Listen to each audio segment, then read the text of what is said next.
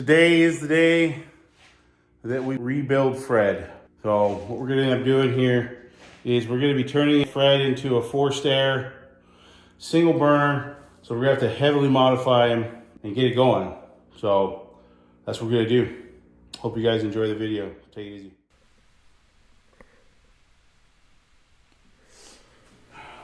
Okay, we got Fred here up on the bench. We're going to take the front door off. It's a single pin design. Has two washer shims in there to keep it from binding when you open and close it.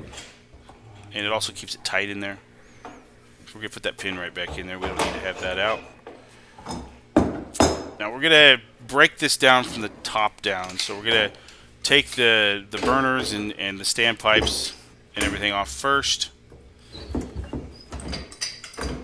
You really do need a good pipe wrench, probably 2 pipe wrenches. I have some channel locks there in my right hand that I'm using. Once we get this thing loose, we're gonna be able to pull these off. So we gotta drop the elevation down on our nozzles, loosen those up, which we didn't do to begin with. We should have done, and they would have just popped right off, as you see right there. They were binding up. You normally have to freaking take these apart, depending on usage, you know, once a year to rebuild these atmospherics. So once we get the back door off, we're going to start really taking these standpipes down, and we're going to repurpose these here later on. But the flares on the inside are cast iron, and so they are a consumable. They break down with the heat, and you'll see just what I'm talking about here in a minute when we shove this standpipe down and all that debris comes through. Here it is. All that debris is just from the flare itself. Now, if you have refractory on your K-wool and you put that refractory up into that bell down there, that flare, it'll hold. It won't save it from deteriorating, but it'll hold its form a little better. Even without the refractory in this, which I don't have it in there, it still keeps the form. You can see just how much debris was still up in there, even after slogging it around. And there were pieces that would fall down, but we can't get these standpipes out, so we're going to take a hammer and we're going to break off the rest of that flare there.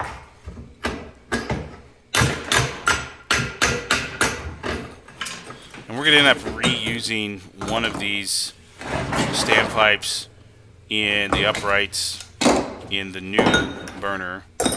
We got to get the bench clean to get it dirty again, apparently.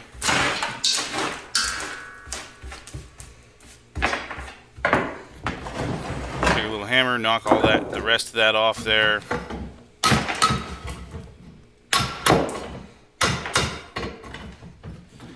Now, there are ways that you can help stabilize your forge. Yes, putting refractory on it helps you use less fuel because you're getting higher reflection, which means you're getting more heat to your project. So we will be putting refractory on the new version of Fred here shortly. Just cleaning up all the little odds and ends that are shoved in there to help hold that K-wall up next to the ceiling of Fred. Now that is a refractory table in there. You don't need to put those in there. We put them nice flat refractory table on these big forges so that our bricks sit relatively flat across there, but like on our smaller forges we don't even put a refractory table in there, and they do pretty well. You know, it is what it is. They're not meant for production. The smaller forges, they're meant for just like demos every now and then, or the extreme hobbyist, gets out to their shop maybe an hour or two a week type of deal. Not like in my shop to where you're out in your shop every day working and quite possibly lighting your forge every day. It just would break down. So we put the table in there so that it doesn't break down as fast. And like I said, I don't put refractory on everything, so.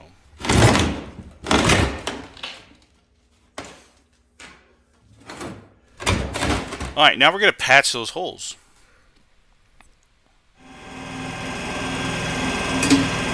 The patch material we're going to be using is like an 1/8 inch sheet metal. It's just stuff I had laying around. We took them over to the anvil and we kind of domed them a little bit to match the outer surface of Fred so that they weld down a little easier. We're going to mark an outline here so that we can then clean the steel where we're going to be welding.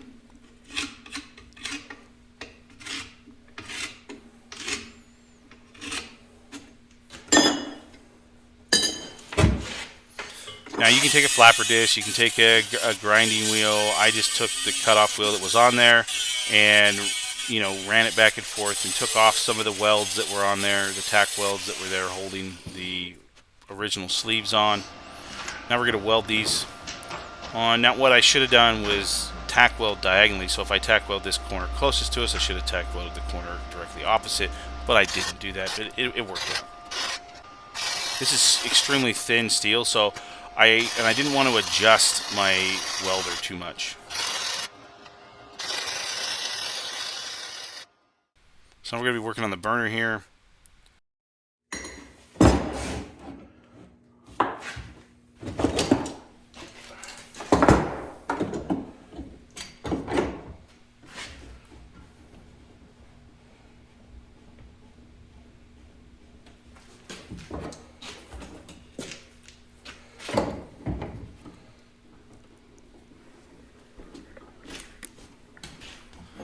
That's just a drill press vise right there.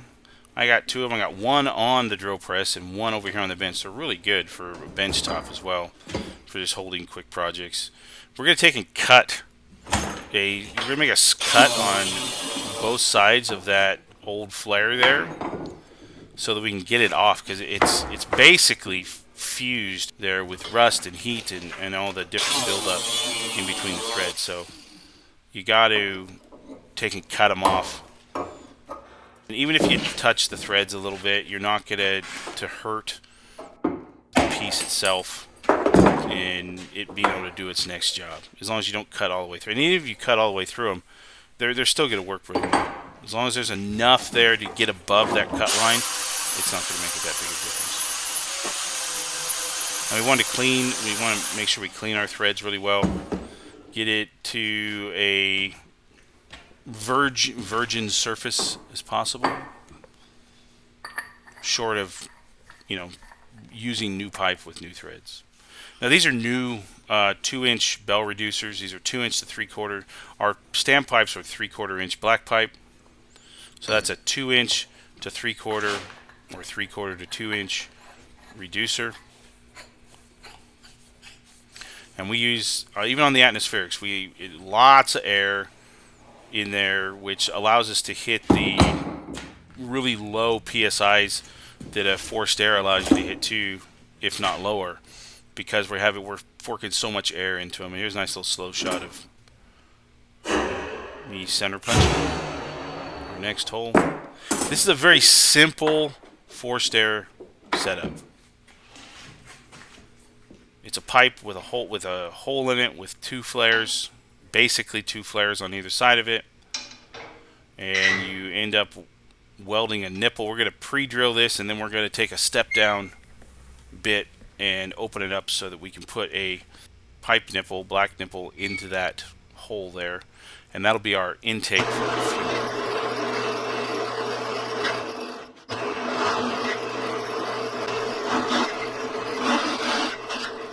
So this is like a 3-inch nipple here. You can use a 4-inch. You can use whatever you have.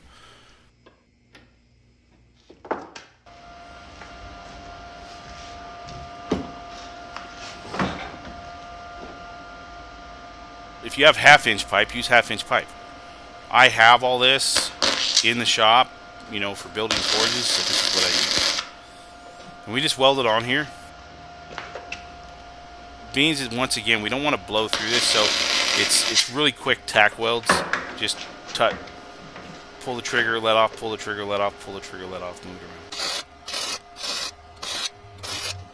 around. Beans that I'm welding with such varying thicknesses of steel here, I keep my welder hot enough to weld the thicker pieces, and I just barely touch it, build up weld, and walk it around for the thinner pieces.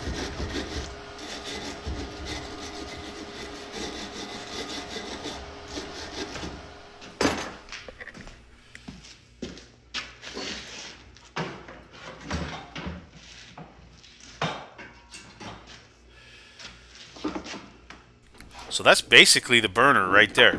I mean, there's no nozzle. It's what's called a fuel dump. So now we're going to work on the hose. We're going to be adjusting the hose to fit that new burner assembly. So we got to take off the reducer.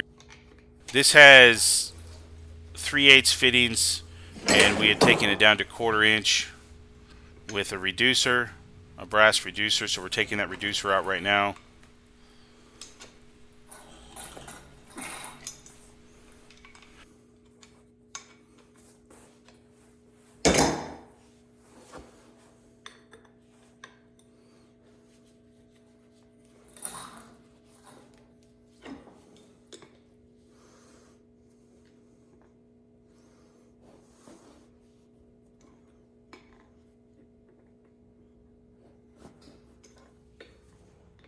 Alright, here comes the burner assembly test fire. So we haven't taken the old regulator out of it yet. We're still working with the tank regulator and then the normal regulator for atmospherics. You'll see here in a minute. So this first fire is the first attempt before we adjust the hose again.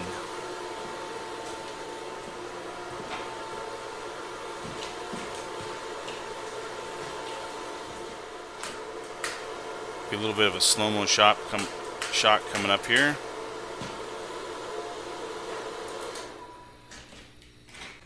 A little mushroom of flame. And done.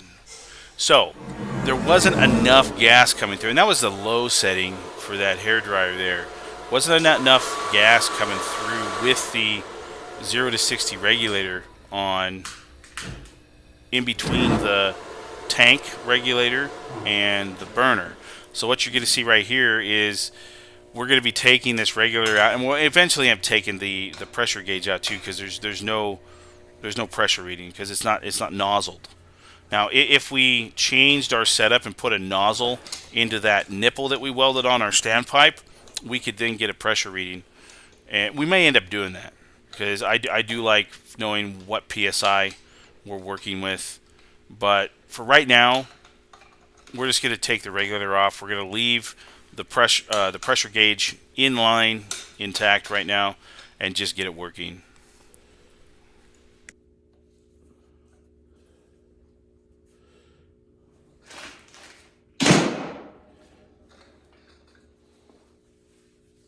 So on the end, we're taking this little small nipple off here. It's like a 2-inch nipple.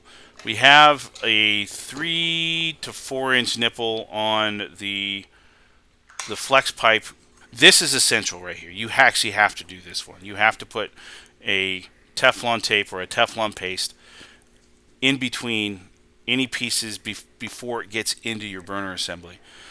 Because that way you're not going to have any leaks.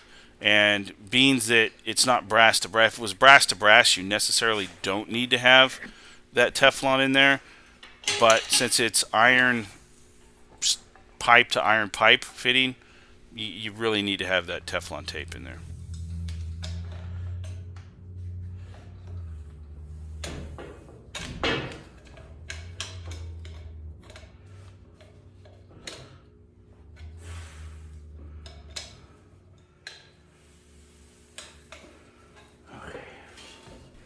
Alright, and here's the second test here. This is a much better test. It's like a fire-breathing dragon right now.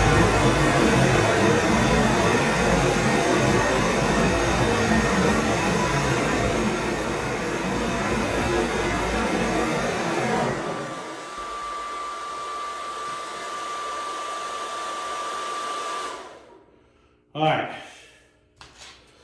So that was the initial test. of this, there's a lot of pressure coming through there. That regulator that I had on there isn't working.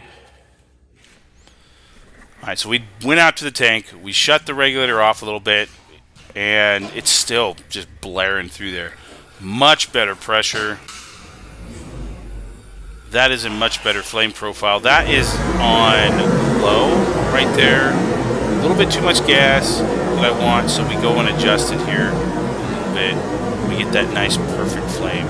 That's actually not a bad flame at all. Still kind of dirty, still a lot of movement in it. And we lost the gas, so we turned it back off, went out, and we're going to adjust it at the valve here. Open it up a little bit. That was on low, now we're on high, and bam. It's a good flame profile. Alright, now we're going to work on the locking collar.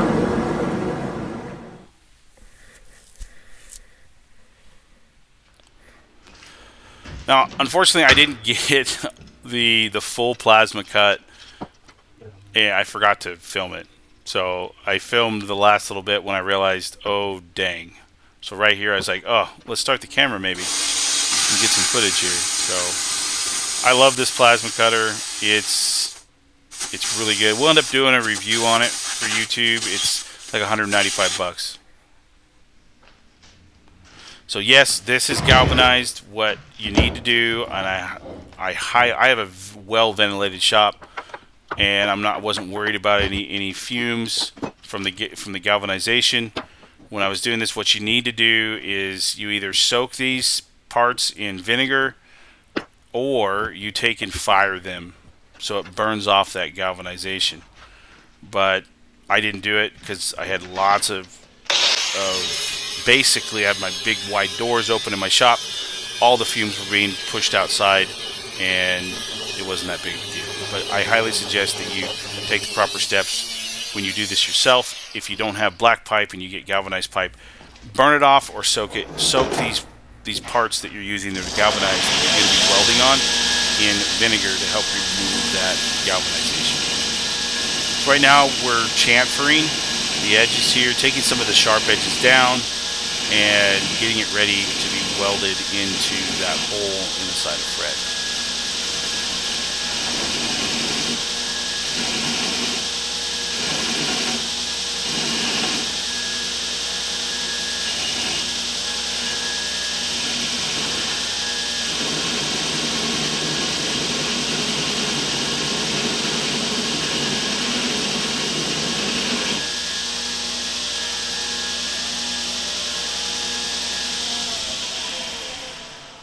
Alright, we're slightly bigger. I would have liked it to fit a little tighter, but I'm just learning how to use the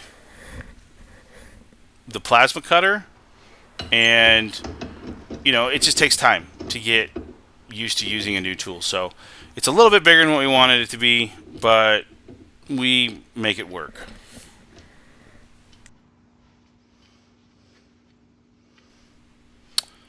So what we were doing there is we're trying to find where we want our bolt holes to be for our locking bolts in relation to where the flare sits within that collar. And you see here we have a nice line here, and this any higher than this and they wouldn't lock on the flare. Any lower than this and you wouldn't be able to safely weld the collar in and keep the weld off of the nut and bolt. So we're just going to center punch our holes here to be drilled out.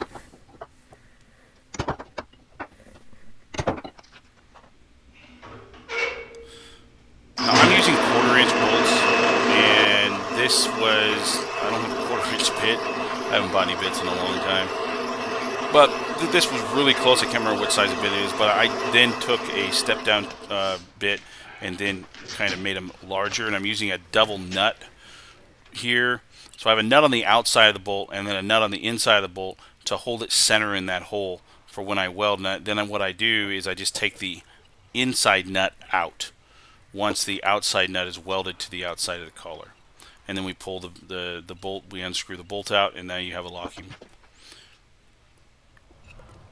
And all this is freehand. I mean, freehand. You can go and measure all this stuff and put some calipers on it and make sure it's all super even if that's how you work. But I work just by building and kind of cobbling it all together, and it works out really good.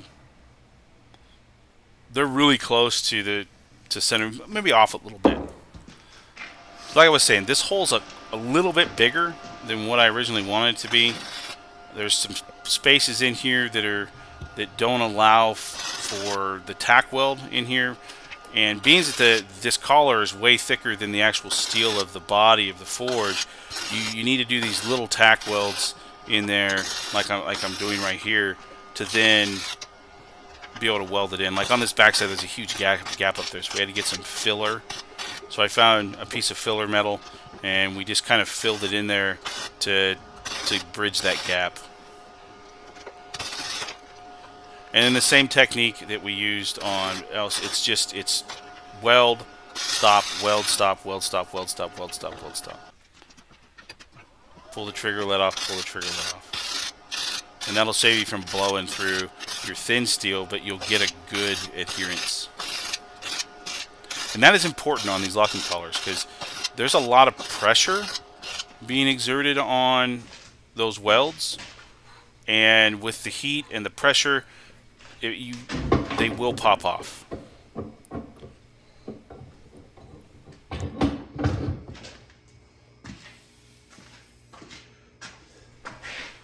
Alright, so we did a little test fit there, and the lip on the bell reducer or the flare was a little too heavy, so we're taking that down, making a good seat for our bolts. Because like I said, if we went up too high, then it wouldn't seat at all. If we went down too low, then you're up, you know what creek.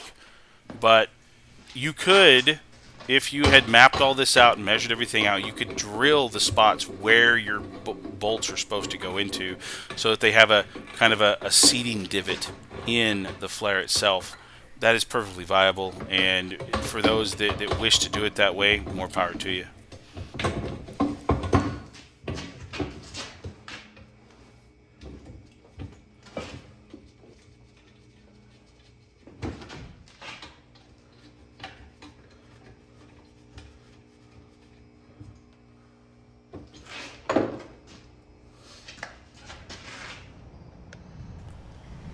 Alright, we're getting ready to put the back door back on.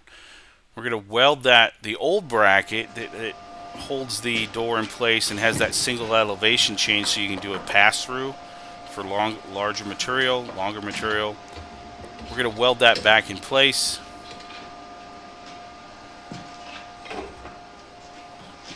No sense in reinventing the wheel if you don't have to.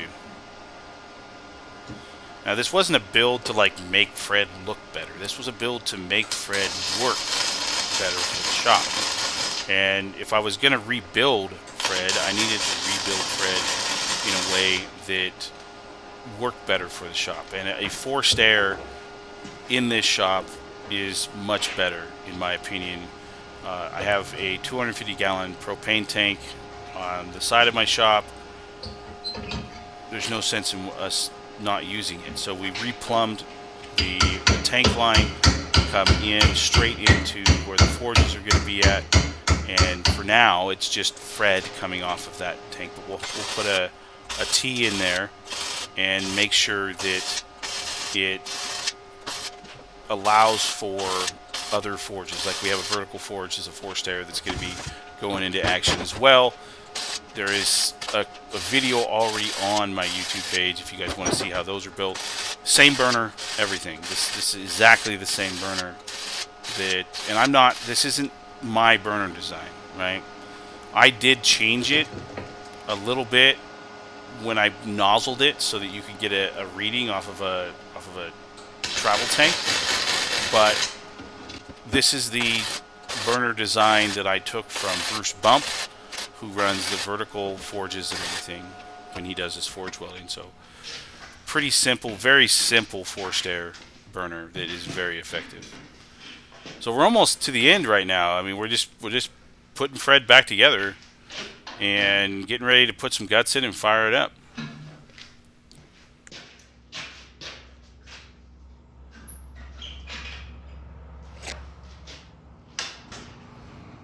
All right, there's Fred rebuilt into a forced air single burner. We'll get some really good swirl out of that too once we get it going. I'll put some new cable in it, throw the bricks back in it, but yeah. So that's the forge rebuild. Pretty knocked down, dirty, you know, not a lot of measuring going on, just a straight build. You know, we'll fire it up here pretty soon. You guys will get to see it fire at about the same time I get to see it fire. So we're gonna go put some cable in this, throw the bricks back in it. Time to put the guts back in Fred. Now this is just spun ceramic wool, or K-wool as it's commonly called. And it's a high heat insulation. I get 12.5 foot roll by 24 inches wide for Amazon for like $100.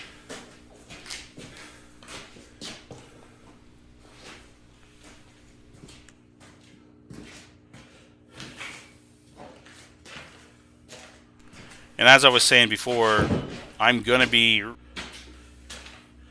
putting refractory on this K-wool beings of the angle of the burner blowing into that K-wool. I want more reflection, more heat reflection, so that I can heat faster with much lower PSI, much lower fuel input.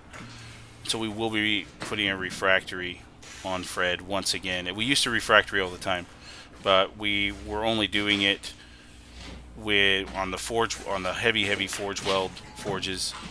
And Fred is going to be a shop force, and it's not going to be travel. For the longest time, Fred was a travel forge, and that refractory just breaks down when you're moving it around and traveling around all the time. So we wanted to make sure that we didn't have a bunch of breakdown, and we just left the K-wool on it. So now I did tape this, the hose part coming in. It's not necessary, but to keep it from actually leaking out there, it's good to just Teflon tape everything. So now we get the initial fire with everything together. I was stupid, and yeah, I didn't burn myself. I didn't, but it kind of surprised me a little bit that it came back so fast. I don't know why it surprised me. Been lighting gas forges for years. It was just, wasn't thinking.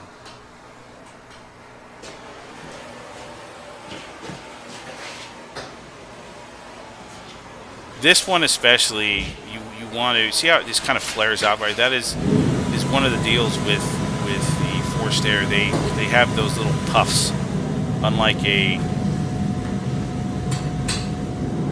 atmospheric forge. So here we get a look at the flame profile. This was with it open a ways. I have a mark on my down there where it shows me where I have the most fuel coming out, so you get the hottest and that I need it for. And this is like backed off a little bit, so it turned out really good.